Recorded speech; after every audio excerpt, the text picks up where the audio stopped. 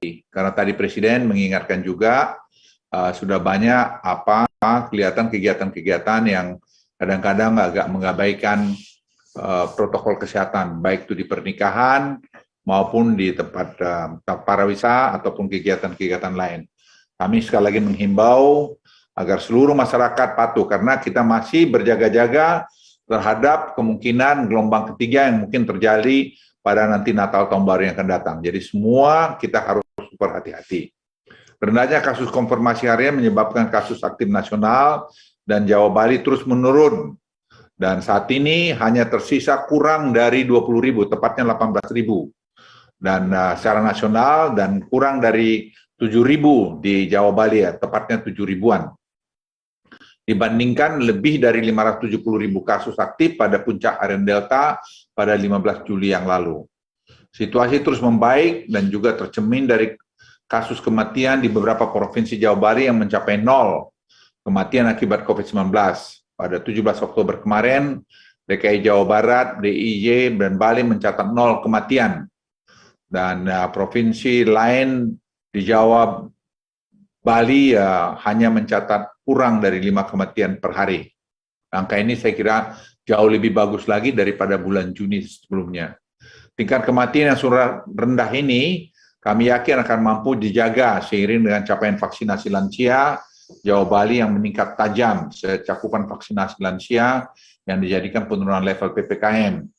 Namun langkah akselerasi tetap perlu dilakukan karena sampai saat ini cakupan vaksinasi Jawa Bali baru mencapai 43%. Kita ingin cakupan vaksinasi lansia dapat dalam waktu 2 bulan ke depan mencapai 70%. Saya kira Menteri Kesehatan, Panglima TNI, dan Kapolri sekarang bekerja habis-habisan untuk mencapai target ini sampai dengan akhir tahun ini.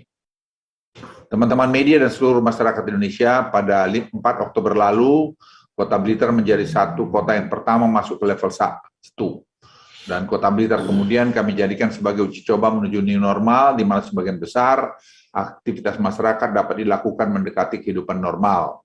Dalam kesempatan ini, saya dapat laporkan bahwa hasil evaluasi terhadap Kota Blitar menunjukkan hasil yang sangat positif. Sejak masuk ke level 1, situasi COVID-19 di Kota Blitar tetap rendah dan terkendali. Terkendalinya kasus didorong oleh tingkat tracing, vaksinasi, dan penggunaan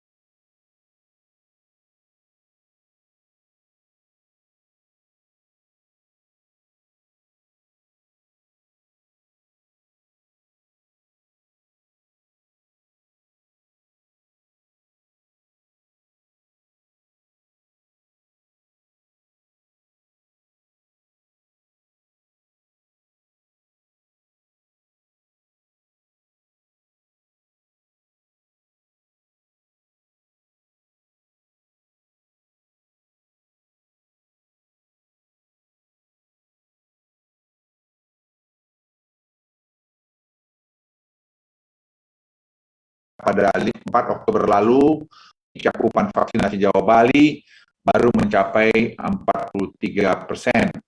Kita ingin cakupan vaksinasi lansia dapat dalam waktu 2 bulan ke depan mencapai 70%.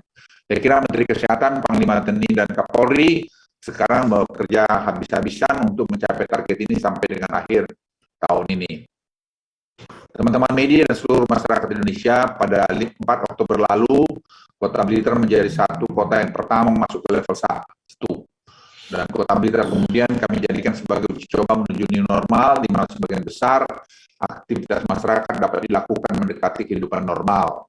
Dalam kesempatan ini, saya dapat laporkan bahwa hasil evaluasi terhadap Kota Blitar menunjukkan hasil yang sangat positif.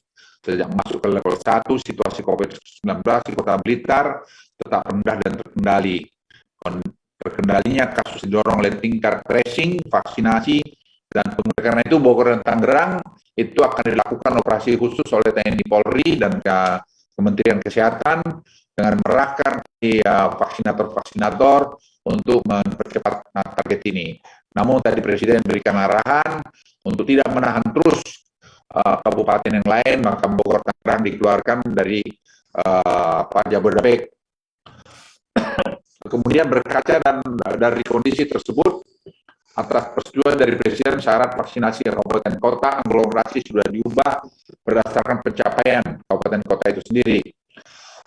Selama keseluruhan aglomerasi sudah memenuhi syarat WHO untuk turun level.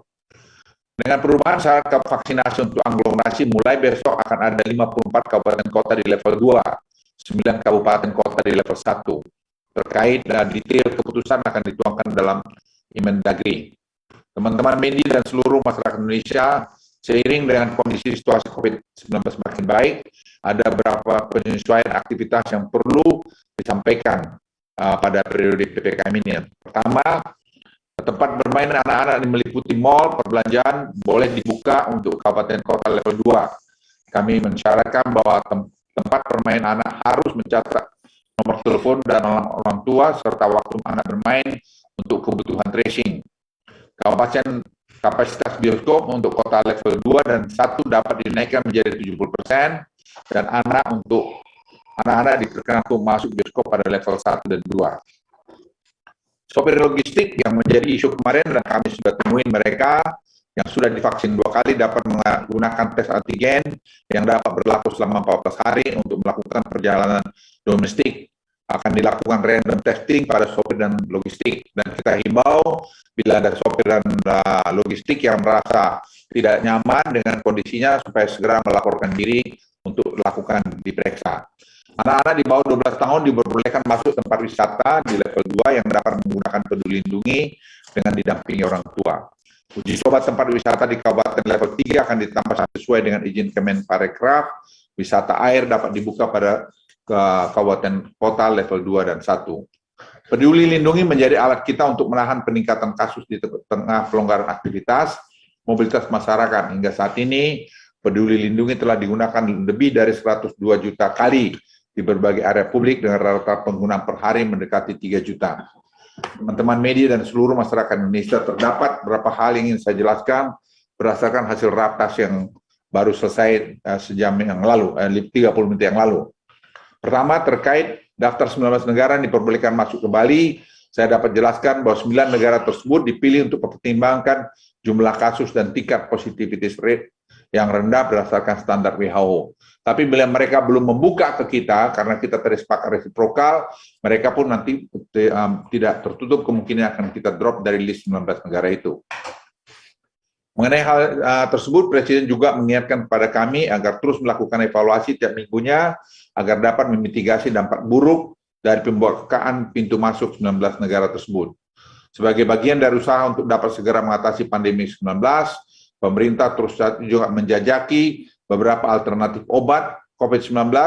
Saya saat ini bersama Menteri Kesehatan sedang berada di Amerika Serikat untuk melakukan pertemuan dengan Merck mengenai Molnupiravir yang nanti akan dijelaskan oleh Menteri Kesehatan lebih detail mengenai obat ini. Selain Molnupiravir dari Merck, saat ini terdapat obat prosalutamin yang sedang dalam tahap uji coba klinis di Indonesia. Ini berproses, saya kira nanti Menteri Kesehatan juga memberikan penjelasan mengenai ini. Ketiga obat tersebut menunjukkan potensi untuk menjadi obat COVID. Namun saya dapat sampaikan bahwa kita tidak ingin hanya sekedar menjadi pembeli. Kita harapkan menjadi produsen obat tersebut, melakukan kerjasama dan melakukan investasi dan produksinya di Indonesia. Itu akan kami temui mereka hari Rabu di New York. Di akhir, Presiden kembali menekankan kepada kami untuk semuanya agar betul-betul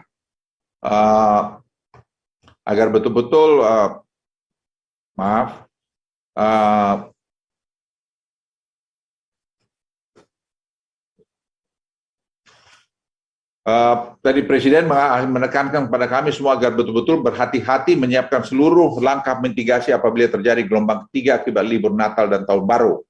Oleh karena itu kami akan melakukan beberapa kali rapat untuk persiapan itu, terutama mendorong penggunaan Peduli Lindungi dan tadi soal vaksinasi.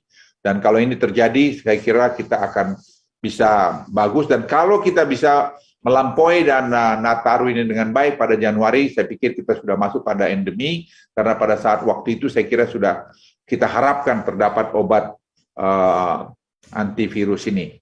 Saya yakin kita semua sudah lelah berhadapan dengan pandemi COVID-19, namun melihat berbagai perkembangan yang ada dan kepemimpinan Presiden Jokowi, saya yakin kita akan mampu segera mengatasi dan keluar dari pandemi COVID-19 sebagai bangsa dan negara yang lebih kuat.